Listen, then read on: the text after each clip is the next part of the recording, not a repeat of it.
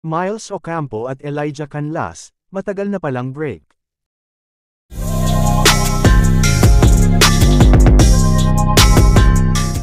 Matagal na palang hiwalay sina Elijah Canlas at Miles Ocampo. Kinumpirma ni Elijah ang balita sa isang panayam kamakailan. Tinanong ang 23 anyos na aktor tungkol sa relationship status nila ni Miles. Noong una, sabi ni Elijah, "Okay naman kami. Hindi kami galit sa isa't isa."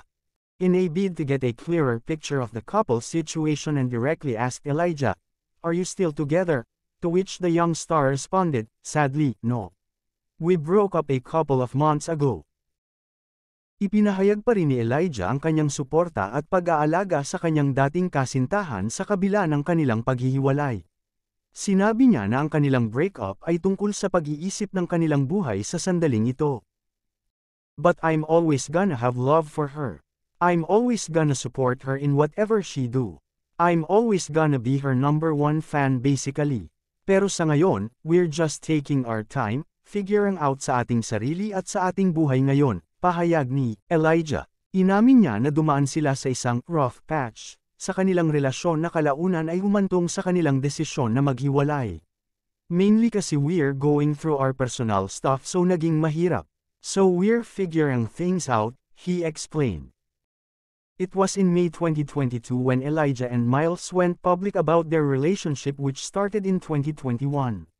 "Parang last year pa po kami. Very private persons talaga kaming dalawa.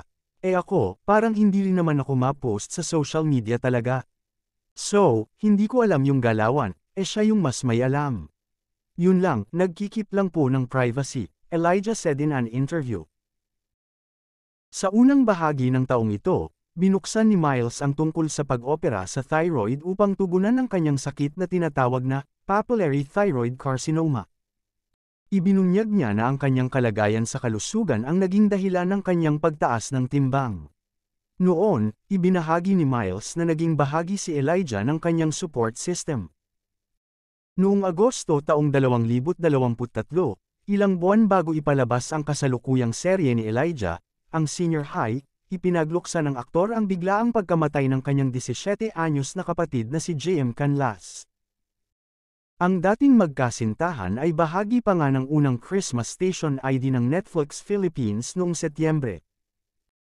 In case you didn't know, naging bahagi si Elijah ng orihinal na pelikula ng Netflix na may pamagat na Keys to the Heart, at si Miles ang nanguna sa pelikulang Netflix, Missed Connections.